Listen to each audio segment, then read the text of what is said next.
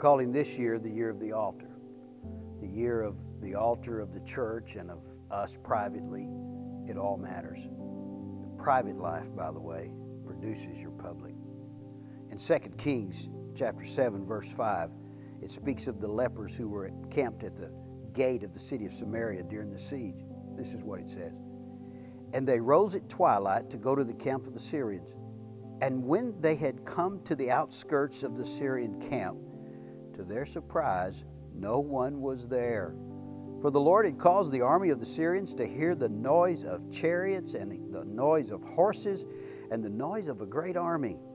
So they said to one another, "Look, the king of Israel has hired against us the kings of the Hittites and the kings of the Egyptians to attack us." Therefore they arose and fled at twilight and left the camp intact. What a powerful story. See, it was at dusk that these 4 leprous men did something in private that changed everything in public. They walked toward the enemy, and as they walked, God made their quiet footsteps sound like many large and powerful armies. By the time they arrived at the enemy's camp, there was no enemy to be found. What they did in private, God used in public. And in 2 Kings 13, we have another passage. Now, it's the passage taken from the time when the king had called to Elisha in his aging years and asked for his blessing. And Elijah said this to him, "Take the arrows." So he took them. He said to the king of Israel, "Strike the ground." So he struck it 3 times and stopped. And the man of God was angry with him and said, "You should have struck 5 or 6 times. Then you would have struck Syria till you had destroyed it. But now you will strike Syria only 3 times." The old prophet told the king to beat the arrows on the ground.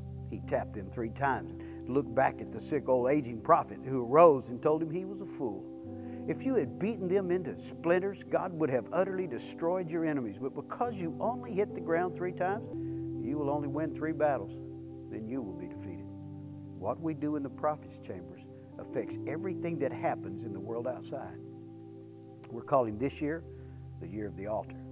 What would happen if every minister in North Texas would go into the prophet's chambers and pray until the kingdom of darkness is beaten into splinters?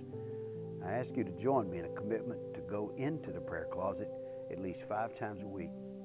If we will do that in private, the army of the Lord will meet us at the enemy's camp. Remember, your public life is what it is because your private life is what it is.